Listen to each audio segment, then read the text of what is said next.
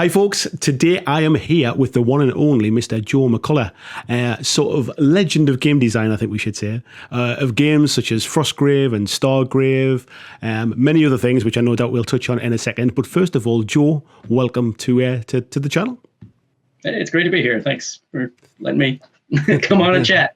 So I guess a good place to start off really is for those of you for some reason maybe aren't aware of what work you've done.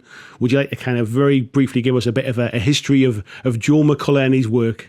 I guess lifetime gamer. Started role playing or getting into role playing, I should say, when I was about 9 in the U.S.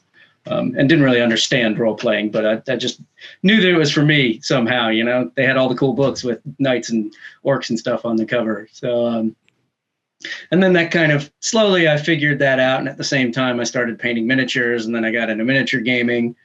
Then I got to university, and I basically lived in a gaming store for about 4 years. First, just as a guy who hung out there, and then worked there. And but I probably spent more time there than in class. And proved an incredible education for what would become my career. And then my kind of world flipped in that I came to Britain for school and met a lovely young woman and married her and settled here and got a job with Osprey Publishing, who at the time was still is famous for doing military history books. And it always kind of been associated with wargaming and the historical side. You know, it was the place to go to find out how to paint your miniatures. You know, it had all the uniforms and stuff. And as I was basically during my time at Osprey, I saw and became part of kind of the growth of Osprey Games. So Osprey decided to really go for first miniature gaming, and then beyond that to board games and yard games and everything. Yeah. And mainly I was doing that in a marketing role. And then one day, I guess up to that point, I'd also been doing some writing, but I'd been doing kind of either fiction or kind of pseudo nonfiction books about zombies and things like that. And basically I got into a conversation with the editor of games, who was a friend of mine, and I was complaining about current gaming and how nothing really quite hit everything that I wanted. And he basically told me, why don't you go and try to write your own game. And strangely, up to that point, I'd never really thought about writing a game. But I went away and I got really excited about it. And the result of that was Frostgrave, which, you know, when I wrote Frostgrave, I thought, this is fun. It's been a fun kind of side thing to do, but, you know, I'll probably never do it again. But Osprey published it. It kind of hit at exactly the right time. I think in fact, it came out either like the month or like 1 month after Warhammer destroyed the old world, and everybody was in a uproar and was looking for something new. And I just, you know, the game just happened to be there. And so it got this kind of unexpected and really, to me, still unbelievable attention and popularity. And then just snowballed from there. You know, as soon as that kind of happened, Osprey was like, well, you ought to write some more for it. And I'm like, oh, okay, I guess I will. And so I think I've just finished writing the 14th expansion or supplement for the game. Wow. So it's been 6 years or more, 7 years probably. And, you know, we've had a second edition.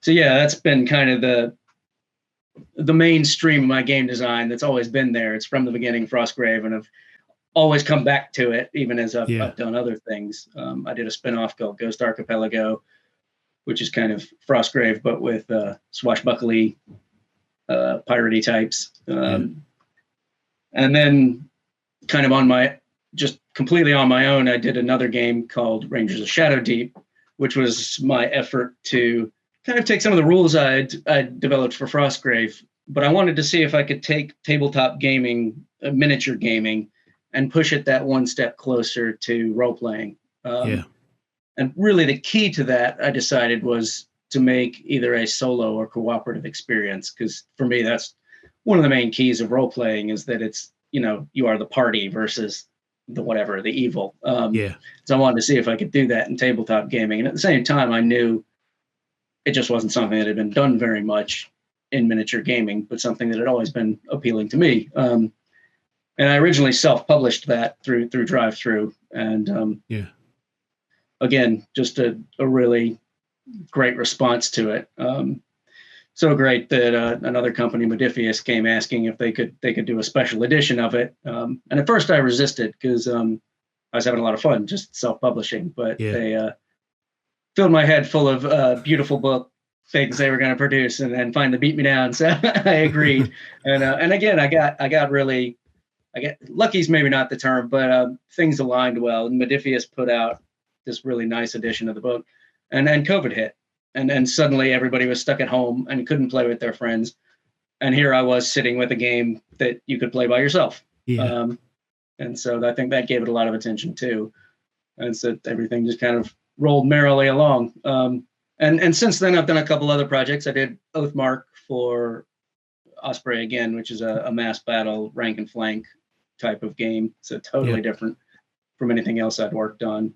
I did Stargrave, which is the kind of essentially sci-fi version of Frostgrave, though it's mechanically distinct enough to really be a separate game. And I've done lots of little bits and pieces here and there. And just last year, did another game for Osprey called The Silver Bayonet, which is Napoleonic Gothic horror skirmish gaming as kind of an excuse to. I am very much a fantasy sci-fi gamer, but obviously being with Osprey, and I do love history, and it's like there's these great Napoleonic figures out there, and I want to use them, but I have no interest in wargaming the Napoleonic Wars. So this is the excuse to have Napoleonic figures and werewolves on the same table. And I wrote that so that it can be played either competitively or solo. That's kind of where I am. That's cool. I think, I mean, you said that before about sort of maybe like lucky's not the right word kind of thing, and I think I think you're 100% right that you might have kind of been in the right place at the right time, but if those games weren't up to scratch, they wouldn't have done as well as they did. So I think it's kind of it's still kind of like kudos to you for kind of designing a good game, and I think we all need a little bit of fortune of being in the right place at the right time. So that's never a bad thing. I think one thing that stands out from the games that you've designed is that they definitely feel like passion projects. They don't feel like, and maybe this is wrong of me to say, but I think some companies have a miniatures range and they decide to create a game to sell the miniatures. Your games have always felt that there's a game I want to get out there and people can choose their own miniatures. We might have miniatures that are linked to the game, but it always feels like the game is the first, is the core of it. Would you agree with that? Yeah, I think in some ways that goes back to me as a role player, and that I've never, I guess back in my early days, my formative years of gaming, I never connected games with specific miniatures. Partly because that didn't exist right at the beginning. But even like when I got my first box of Imperial Guard, the classic plastic guys, for me, that was just a cool box of sci-fi soldiers. I got to go find ways to use this. I'll make up my own rules or whatever. And so I've kind of carried that along. When I got to Frostgrave, one of my complaints was like, I've got all these cool wizard figures that I painted from Reaper and from wherever, but no war games really use wizards very much. They're always like kind of an add-on. You might have a wizard. I was like, I want wizards front and center. So, and in the same way, when I wrote the book, like the book's got a big bestiary in the back. And for me, that was really, I was trying to say to players, like, look at all these things you can include in your game. You don't have to. Just here's rules for them. Not fully recognizing how gun-ho a lot of miniatures players are. I went, oh, here's the book. I got to have them all. I was like, whoa. All right, I'd made it smaller if I known you were going to try to do them all. But yeah, I mean, it's just like, for me, it's always been like, there's so many cool miniatures out there. And I think that's what drives this hobby for most of us. Most of us go, those are cool toy soldiers. I want to interact with them, be that painting or playing with them. Yeah. And then it's like, okay, I have to have a rule set. as well. And now marketing wise, people realize actually it's easier to sell those things together. Yeah, of course. But there's no reason as players we have to think of it that way. And in fact, it's better economically and all kinds of reasons to not think of it that way. You can use the same miniatures in so many different games and get a lot of different gaming experiences without having to buy in to every game. 100%. It's something that crops up quite often when I have a Monday night live stream where I kind of chat to kind of like a live audience type thing. And it's something that crops up when people are talking about, I think people like to put things in kind of safe little baskets a little bit. So you have like mainstream games and you have miniature agnostic games, for want of a better phrase. And it's something I'm always a big proponent of, is that any game is miniature agnostic, really. Yes. You can use any miniatures you want for any game. There might be some special events where certain manufacturers might want you to use their miniatures for a special event at their home kind of thing or something like that, which I get from a marketing point of view. But outside of that, the rest of us who sit and play in our living rooms or kitchen tables or go down to the local club, essentially any game can use any miniatures. And I think it's a very visual hobby that we have. We're all interested in cool looking minis. And I think it really is about just finding the rule set that suits what you want to play, really, and allows you to play with the stuff that you want to play with. Absolutely. I mean, I still buy miniatures from everywhere. And some of my game design is still driven by like, that miniature's cool from whatever game. Yeah. I need rules for that in my game, so I'll invent something similar just so that I can get that many in there. That's the way to do it. Yeah, if you're going to write a game, make sure you can use your miniatures. Exactly. Yeah. So I guess it's probably a good point to talk about, you just said about sort of in your game design there, it's probably a good point to talk about game design and the way you approach it, because am I right in saying that you kind of work alone? You don't have kind of co-writers or anybody that you work closely with?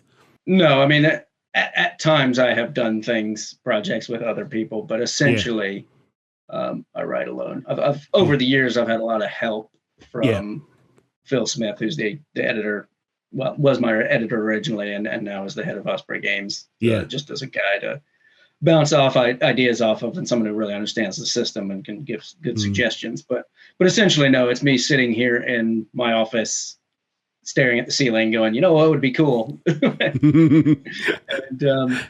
and I love that freedom. And I love that, the lack of kind of limitation where I don't have to go like, here are the miniatures they've given me or something. Yeah. I have to make rules for them. I want to do it the other way, those are cool. I think that's a really interesting point, actually, because I hadn't really considered that. But I guess like it's like sitting there with a blank slate, really, and thinking, if I was going to design a game, what are all the cool things I would want to put in it? Because there are some people that kind of who design games, but they're like, right, these are the miniatures that we're using. This is the theme. It's got to be roughly this kind of size because it needs to go inside a box. So like, this is roughly the amount of miniatures that we're going to sell with it, kind of thing. I guess you get the enviable and unenviable task of almost being limitless about how you can approach it.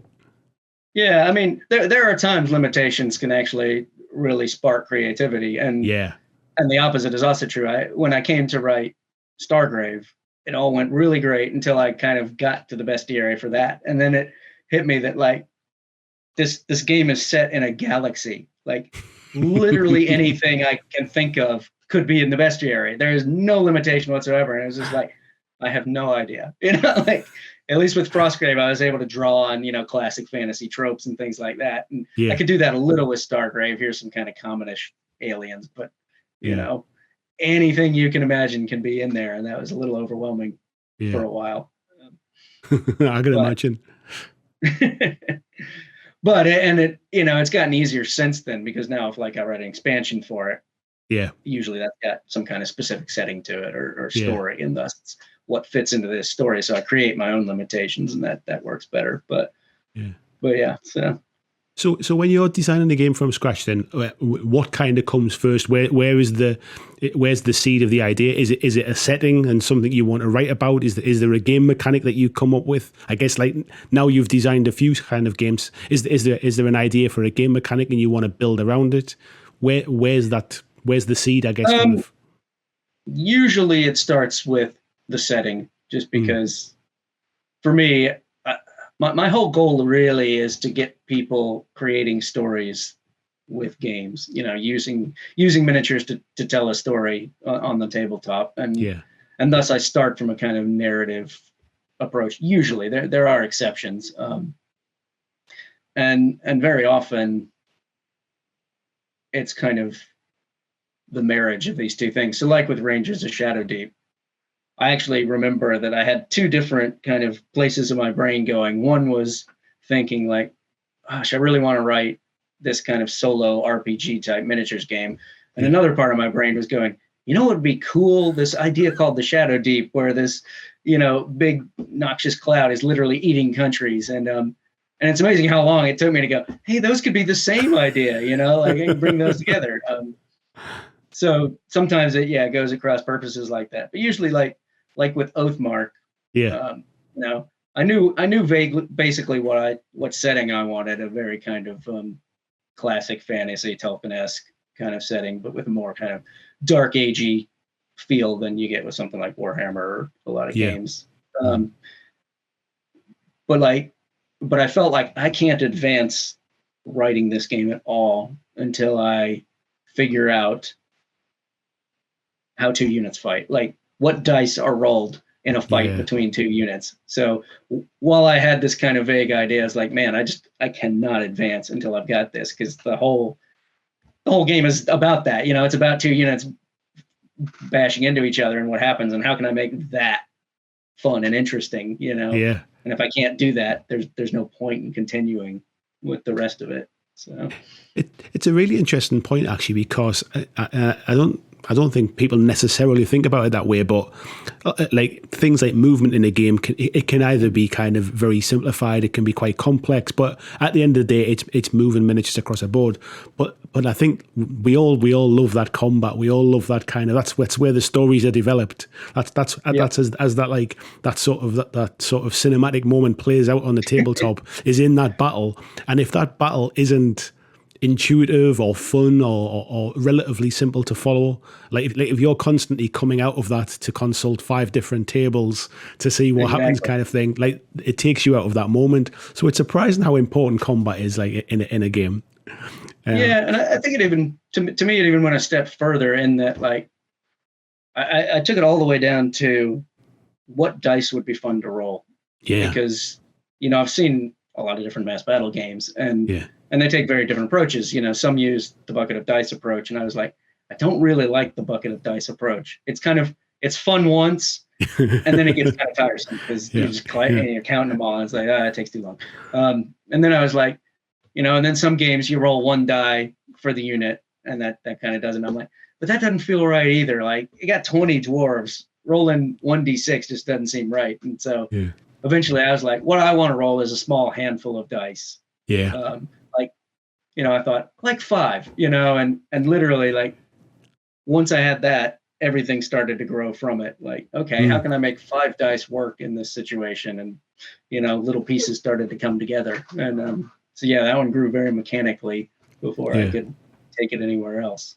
It's funny, until you talk about those kind of things, they never really seem kind of like sort of apparent, but you're right. The amount of dice you roll and really impacts upon how the game feels. Like if you're rolling a bucket full of dice, like you say, it's fun the first time till you have to pick them all up and kind of, and then like your next attack, and it's like, right, I'm rolling 36 dice, so I need to count 36 dice. Like that it sounds fun, but it becomes quite sort of the other tiresome. thing is, if you roll 36 dice, your chance of getting an average roll is huge, especially if you're rolling them multiple times. So it's kind of like, this is actually kind of taking the point of rolling dice out of it anyway. You're flattening out that curve to a point where it's almost like you don't get those kind of sort of those spiky moments that actually inject a bit of excitement and a bit of that moment when your one guy's got his last stand against a horde and he manages to take them all out, kind of thing. That never happens if you're rolling that many dice.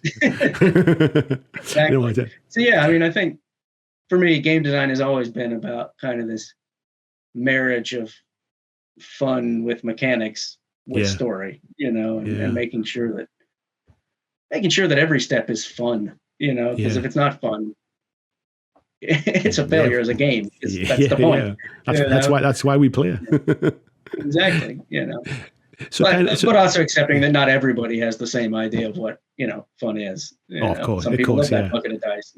That's great. It's just not for me. So yeah, and I guess in any game design, you're never going to design a game that fits everybody's kind of state of play. I guess what you're hoping for is that enough people enjoy it, that it makes it sort of successful enough to be commercially viable, I suppose, at that stage. And if you're a first time game designer, as I was when I did Frostgrave, that can be really rough, because people are like, oh, I don't like this because of blah blah blah, and you take it very personally because it's it's your creation, but hopefully you get enough success and enough people who like it that actually you can go, all right, well, those are the other people. That's it. That's exactly it. It's about finding. I don't know why they bother to come here and tell me this, but okay. I spend my days in front of a camera. I know exactly what it's like when people come in to tell you that they're not your favorite person in the world. You just didn't have to say it. Exactly.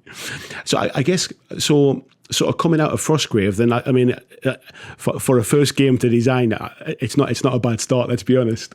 How do you go forward from that? Is there a kind of a feeling that right, this has been a big hit, I just need to keep making expansions and keep the hamster wheel turning, or is there a feel to go off and design something completely different, or how do you stop yourself from designing the same game again? Really? Yeah, I mean, when I first wrote Frostgrave, I still had my day job, and so it was still like, that's just a hobby. I can do whatever I want, and it doesn't really matter. But I really liked it, so I kept doing it. And so the next thing I did was Ghost Archipelago, and that was another, like, Phil had suggested, why don't you do another setting? And at first I was like, I don't want to just take the game into another setting, because that's I don't want to just paint a new background for the same game. That's, just be a different bestiary. And so again, it was kind of like, leave it to stew in the brain. And, I did think, God, I would like to do a swashbuckly game, because I just love those stories. And that's one where, again, the narrative kind of that's one where the narrative actually ended up driving the mechanics. So I remember washing the dishes one night and thinking, like, okay, I want a piratey kind of setting. How about a group of islands that kind of wander around and are very mysterious and vanish and come back? And I thought, okay, yeah, that's a good setting. But then I was like, but why would anyone go there? Especially since I want to populate it with dinosaurs and, all kinds of monsters and horrible stuff. And you can say treasure, and it's like, well, yeah, okay. I've kind of done treasure. And at the same time, I thought, well, and also, how can I make this different? I don't want to use wizards anymore. I did wizards, and that'll be the main way I can make this game different. So, and eventually I kind of put it all together, and I got this idea of these guys called heritors, who would be kind of almost like low-level superheroes, or super action heroes. Yeah. And the idea being that the last time the Ghost Archipelago appeared, this chain of islands, their ancestors drunk from some magic pool and gained these superpowers. And now you're like 10 generations later, and these people are kind of like watered down versions of their ancestors, but the islands have reappeared, and they now feel drawn to go back to them and try to recapture the power. So there I was like, all right, I got this cool narrative that really links these main characters into it, but I need to now figure out mechanically how to make that work. And I'll be honest, like, I don't think I got it quite right. I think, were I to do it again, I would actually handle the mechanics of how the powers work differently. I mean, it worked fine. The game plays well enough, but looking at it with a few more years of experience, I think actually I could have made it play a lot better. So I've got kind of a mixed relationship with that game. It's actually one of my favorite kind of setting to, how the characters are integrated, but mechanically I'd like to make some changes. but I've never quite gotten around to doing it. Yeah. I think it's only natural. I mean, I think everyone looks back on, no matter what your job is, no matter what you do, whether it's your hobby. Like if we went back and we repainted our first miniature again, we would sort of totally see that we'd do things differently. So I think it's only understandable that that you would look back on your first work or your earlier works and want to redo certain things. I mean, one thing I'd kind of say is, so you were saying before about how you kind of you work predominantly kind of solo and stuff. How do you find that? How do you find that? Is it something that you've always done? Is it something you enjoy doing? The reason I ask is because when I started doing this full time, I used to do this kind of as a hobby in the background. I had a full-time job. I was surrounded by people. I flew all over Europe as part of my job. I traveled up and down the country. I was surrounded by people, and it's been quite an adjustment for me to go from that to here I am in my office every day on my own kind of thing. How do you kind of do that? And is it something that comes natural? To some extent. I think I've always been slightly a hermit. I mean, obviously, up to this, most of my life, most of my working life, I've had an office job of some sort or another. And, and I was perfectly happy to do that. But I was also very happy to leave it and work on my own schedule. And that worked absolutely fine until COVID hit for a couple of reasons. One was, I think, in the first couple of years I did it, I would still go to a lot of conventions. I would still meet up with people a lot. So I still got enough social contact from those things that it was fine. And then COVID hit and it just dried up completely. And then I really felt it. Like I really felt isolated and alone, and even thought, man, maybe I should get a part-time job just to have somewhere to go. And luckily I've kind of come out of that now as we've kind of come out of COVID.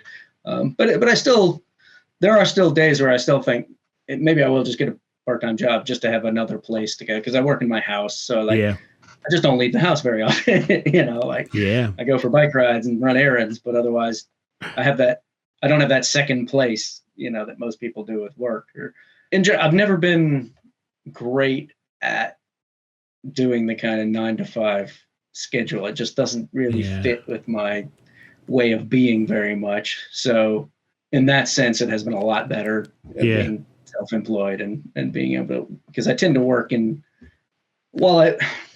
every day I sit down in front of the computer and try to do some work. I tend to have really big days and really small days in terms of kind of production, or not even days, but sometimes, weeks. I'll go for weeks really hammering on a project, and then I'll really slow down and kind of fade. And that just works better for me. And it works better, I think, for creatives in a way, because, sometimes you need to turn off the kind of day-to-day work to give your brain time to catch up with it. And the ideas time to bounce around. And it's kind of really interesting you hear you say, because I started doing this full time about 2 weeks before COVID hit, and so I had big plans as well. I was going to my first Adepticon. My flights and my hotel were booked over to Chicago. I was looking forward to it. I had meetings. I might have been on that plane with you. Yeah, there you go.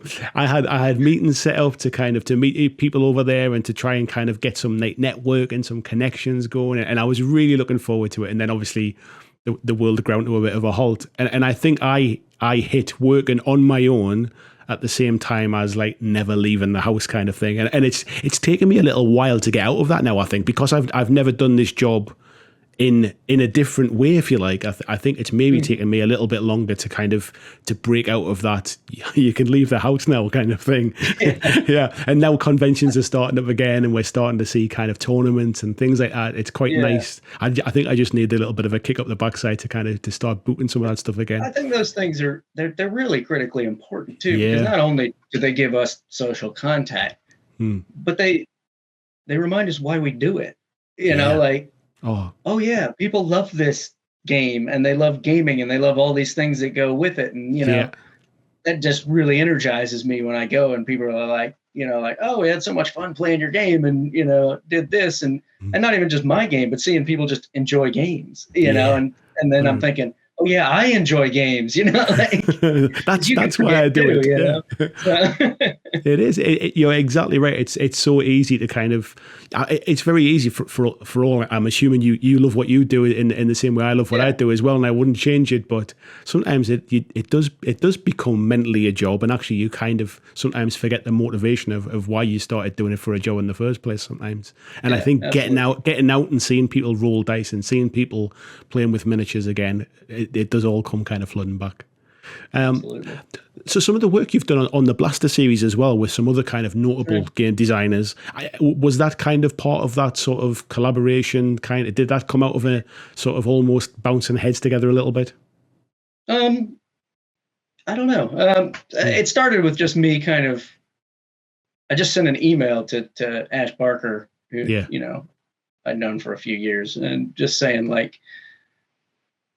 Just kind of talking about magazines and how wargaming magazines work. I mean, we're really in this country. We've actually got several of them.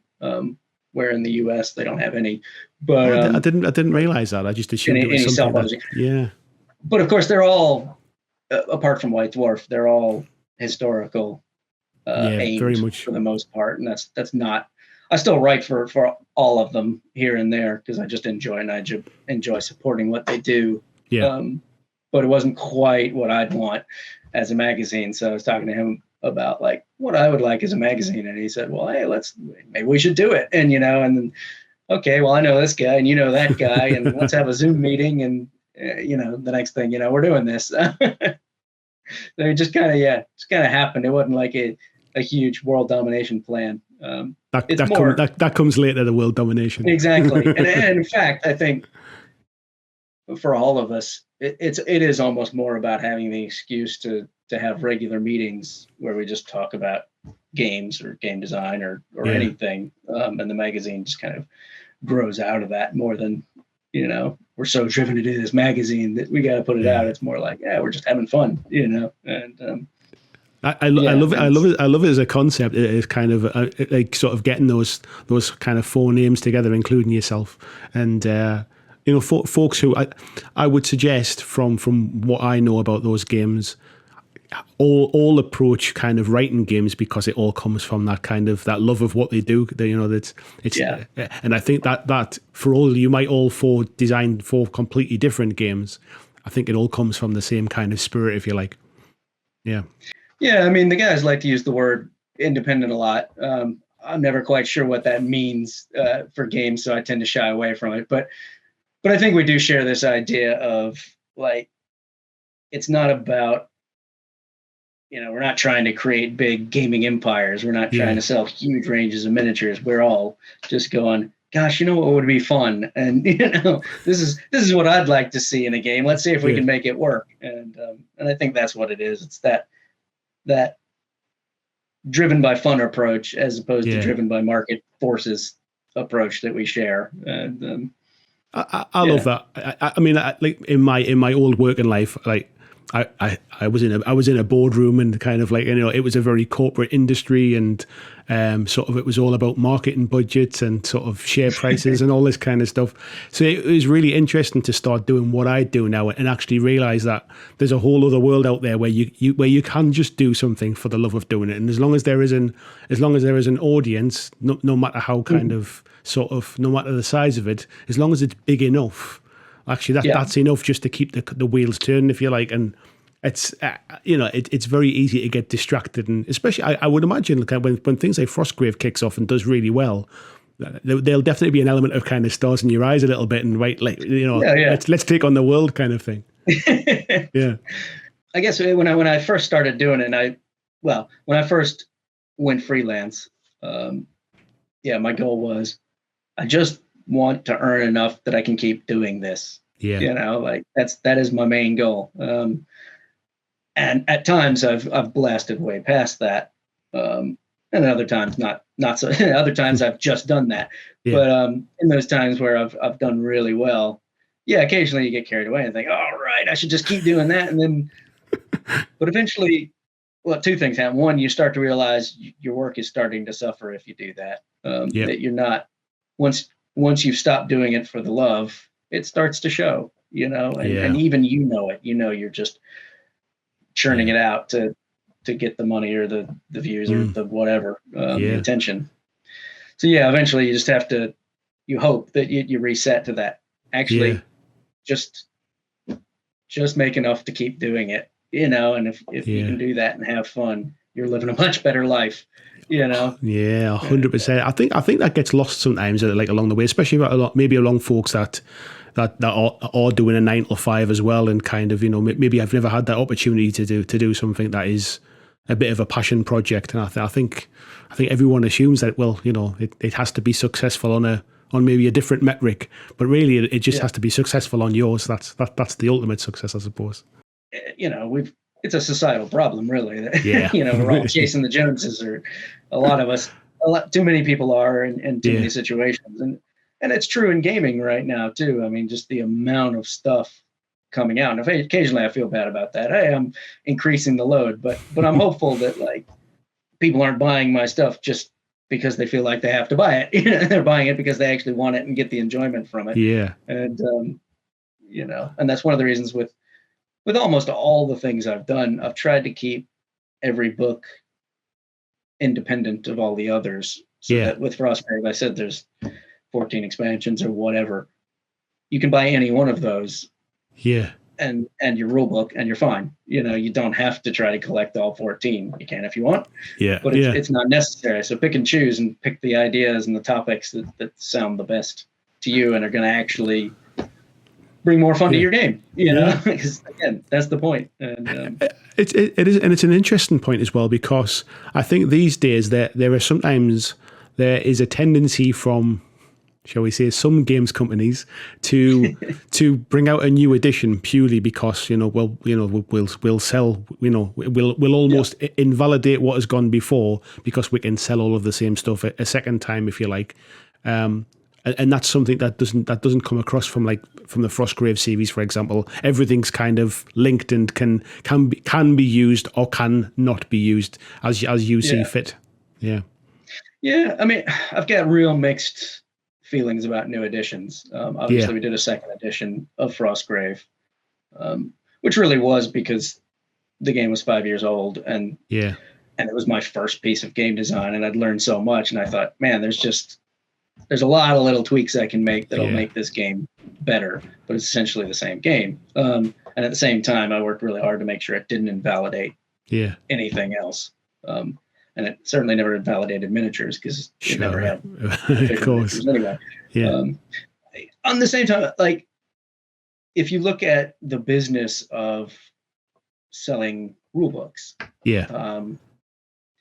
your core rule book is going to sell so much more than any of the supplements, and probably make more because it's also probably a more expensive book. That it really does become critical to your business. Less so for me because I'm not a business, but so I kind of get the every so often we do need to have this big product come out again to carry on. So I get that from a way. It's almost kind of like you have to pay your dues to the game to make sure the game keeps going. Yeah. What you shouldn't have to do is buy that new rule book and every army book and that new rule book and every army book and new rule book and every army book. Yeah. That's not fair. I think you've got the balance right. What you essentially, I think I'm right in saying, is that releasing a second edition because you have something new to say, or you found a way to improve upon something, and actually it's worthwhile to bring out. I think is a relevant thing, and not just purely on the basis of well, it's been 3 years. It's time to cash in. It's time to cash in a second time, kind of thing. There's nothing, and I think any supporters of your game, or be it any other company's games, will know that as well. And I think people are more than willing. At the end of the day, we all like to buy new things as well. Like it's a hobby that has a collection aspect as much as and it's exciting to get that new book. Of course it is. Yeah. But it's when you repeatedly feel not compelled, but you feel it's necessary to buy that new book again and again and again and again. That's when it wears a bit thin, I think. Yeah. Would you one as we touched briefly before as well about sort of co-op and solo play from some of your games, and is that something that you that you kind of intentionally kind of lean into, because it's not something that we see to the detriment, I think, in wargaming generally. It's not something we see very often. Like one of the first war games I ever really kind of got back into wargaming again later was The Walking Dead by Mantic. And one of the things that drew me to it was there was a solo aspect and there was a co-op aspect and there was a kind of player versus player aspect. So it didn't matter if I was playing on my own, if I was learning the game to teach somebody and therefore we could play a co-op and play it together, or if I wanted to play it like with my younger kids. There was always that element of the co-op aspect for me is a huge, it's a bonus, but we very rarely see it. So is there a reason why you kind of decided that was a good move? Partly it goes back to just my earliest experiences of gaming, which was, it wasn't even gaming. It was me playing with toy soldiers before I even knew there was this thing called gaming. I'd have little plastic soldiers and I would like draw death traps basically on pieces of paper, and like I'd line up the soldiers and they'd go through it, and like I'd get to like, here's the fire pit. If they roll a 1, they fall in the fire pit. So I'd see how many would fall in the fire pit, and then they'd go on to here's the wall of spikes or whatever. So for me, I think solo gaming has always been something that's part of what is my hobby anyway. And even I've always played games solo because I always wanted to play games more than I had people to play them with. Yeah. And so I've always tinkered with that, and I guess developed a lot of experience over the years with just figuring out what worked and what didn't. And then I think partly thanks to Osprey Games, I got a real crash course in the cutting edge of board games and card games. And that really opened my eyes to like these genres of games are so far ahead of where miniatures games was at that time. Yeah. Like I just couldn't believe it. The mechanics were so nice, like there's so many things going on here. And a lot of those were solo or cooperative. And I just thought, why is my hobby running behind these? That was 10 years ago, and we've caught up a lot as a hobby. We're still not quite there, but we're getting there. And so, it was kind of a desire to, as I said earlier, I wanted to push my games kind of into more role playing. I had these ideas from my past about how you could play solo, and I'd seen some more mechanical things. Yeah. So it all just kind of came together. And while it would be disingenuous to say like I had no interest in making a good product that would sell a lot, of course I did. I was hopeful at any rate. That wasn't the driving force. That was something that comes about later in the process when you're almost ready to release it. Boy, I would sell a lot now.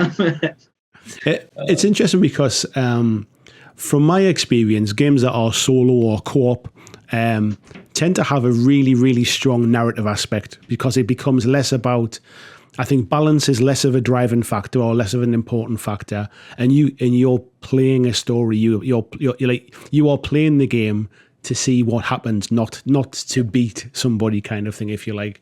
And I think that opens up a really sort of like a deep vein that sometimes competitive games don't really kind of match up to. Yeah, I think for me, I mean, in some ways, I've never been a great gamer because I've never been particularly competitive. So, while I'll play to win, I don't care that much in most cases. For me, like, I game to have a good time. And I started to realize that, like, you know what, if I play cooperatively, my chance of having a good time is significantly greater than if I play competitively. Not always. Yeah, it tends to be with competitively. Your good time really tends to depend on who you're playing against. I mean, that's true of anything. Whoever you're playing with or against is going to drive that. But I think it's even more important in competitive because, there's some people that are just no fun to play against. And if you're getting hammered, it's just no fun to play. So, Yeah, it is.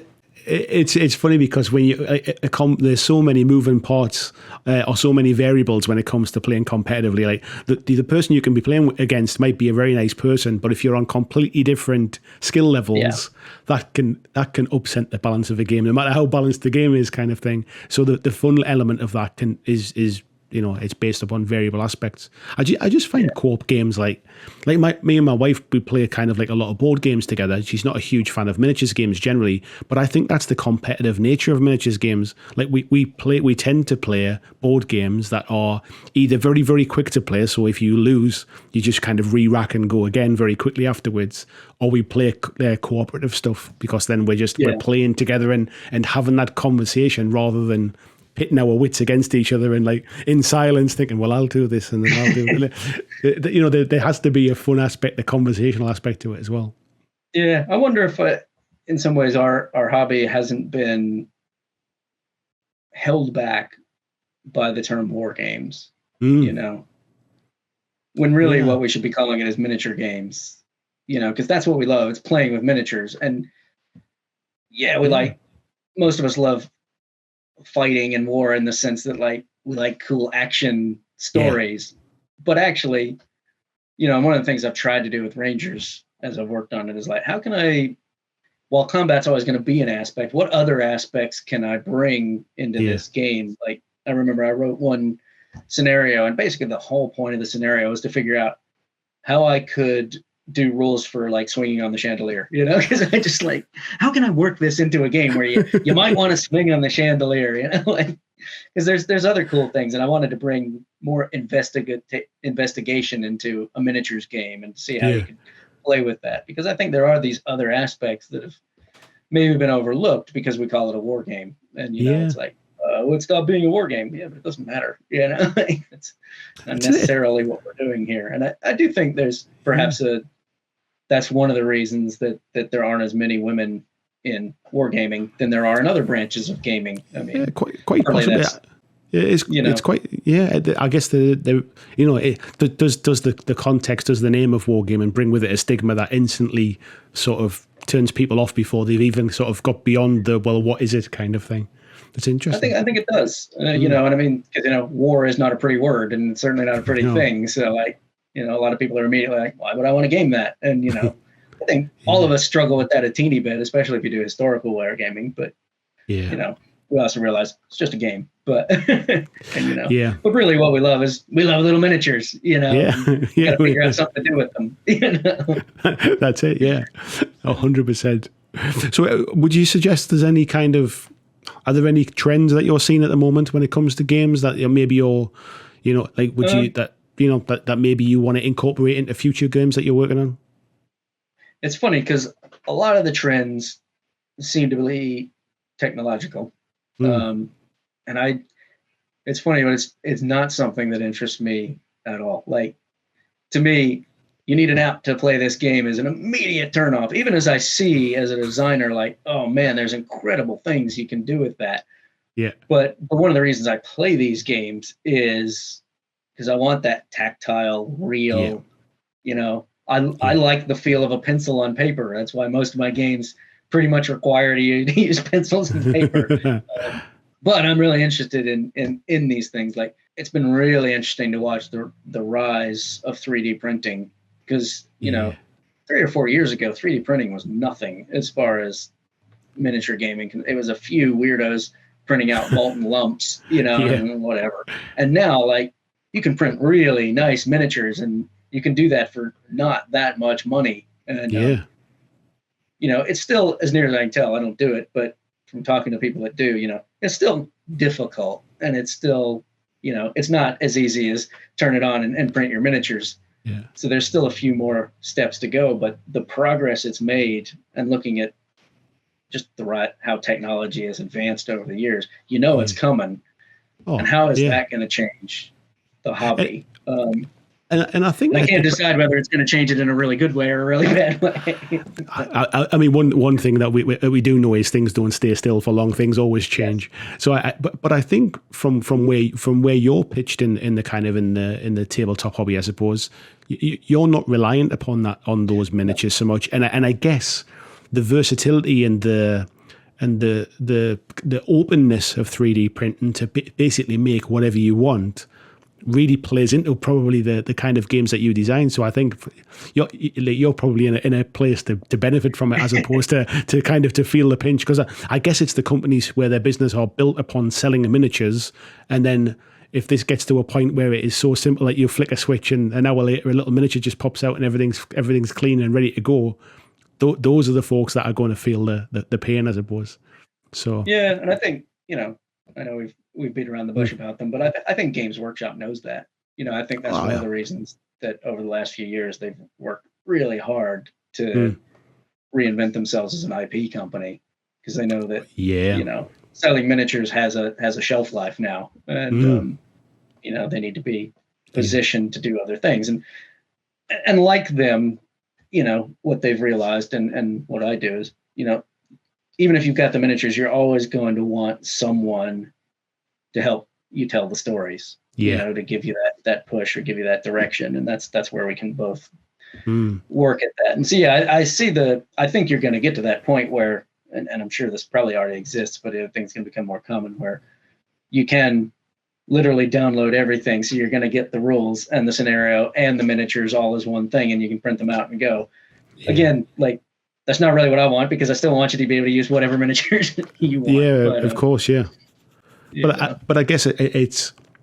But you're right, though. I mean, even like we're saying, the Games Workshop, even them whose business in the past has been based upon selling miniatures, like the success of that is based around the world they've created as well, and the fact that they've created an engaging world that thousands of people enjoy, and that's what they're now selling their IP on, and that's where they're divesting a little bit into that kind of stuff. So yeah, we'll always need rules to play games. We'll always need amazing worlds to play games in. Exactly. So yeah, and and talking about trends, like, I think that they are a good example of. Games Workshop is huge, and they move slowly. Well, it doesn't seem like they've moved slowly over the last few years, but in some ways they have, in kind of rules. But like, if you look at Warhammer 9th edition, maybe 8th edition, I can't remember which editions are which, really, but like, when they brought strategy and command points into the game, I have mixed feelings about that. It loses some of the simulationist aspect of the older versions.